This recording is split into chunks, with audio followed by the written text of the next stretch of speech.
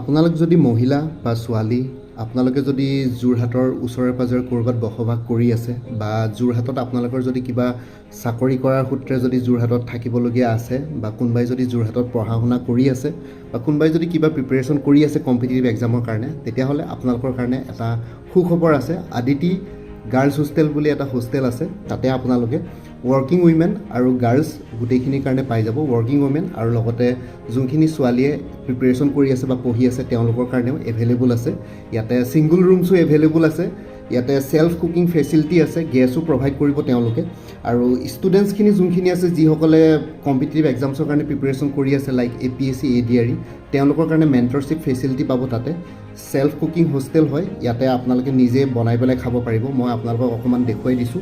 ইয়াতে আপোনালোকৰ ৰুমবিলাক এনেকুৱা হ'ব, ইয়াতে বাথৰুম চাথৰুম গোটেইবিলাক হাইজেনিক পাব, ঠিক আছে। আৰু লগতে আপোনালোকে ইয়াতে এনেকৈ নিজে বনাই ল'ব পাৰিব গোটেইখিনি, পঢ়া শুনাৰ ভাল এনভাইৰনমেণ্ট এটা পাব।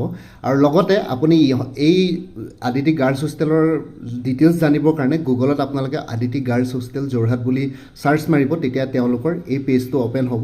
ইয়াতে আপোনালোকে এড্ৰেছটো দেখিছে, ৰাজা মৈদাম, নিউ কলনী, যোৰহাট, দুলীয়াগাঁও, আছাম, ঠিক আছে।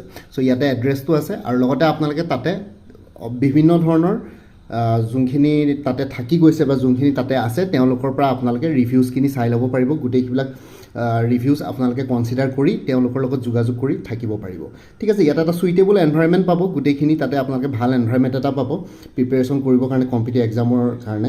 আৰু লগতে আপোনালোকে ইয়াতে গুগল ছাৰ্চ কৰিলে মানে আপোনালোকে তাতে তেওঁলোকৰ গোটেইখিনি ফেচিলিটিজ, ফটোজ, এড্ৰেছ যিমান যি লাগে সেই গোটেইখিনি পাই যাব।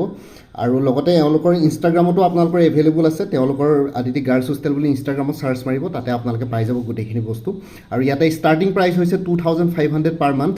ইয়াতে যোনকেইটা কণ্টেক্ট নাম্বাৰ দি আছে তাতে কণ্টেক্ট কৰি চাব পাৰে আপোনালোকে নিজে সবিশেষ জানিবৰ কাৰণে। 9101440263 9435151621 এই দুটা কণ্টেক্ট নাম্বাৰত আপোনালোকে তেওঁলোকৰ লগত যোগাযোগ কৰিব পাৰে আৰু আজিয়ে তাতে নিজৰ এটা ৰুম বুক কৰিব পাৰে, ঠিক আছে। ধন্যবাদ।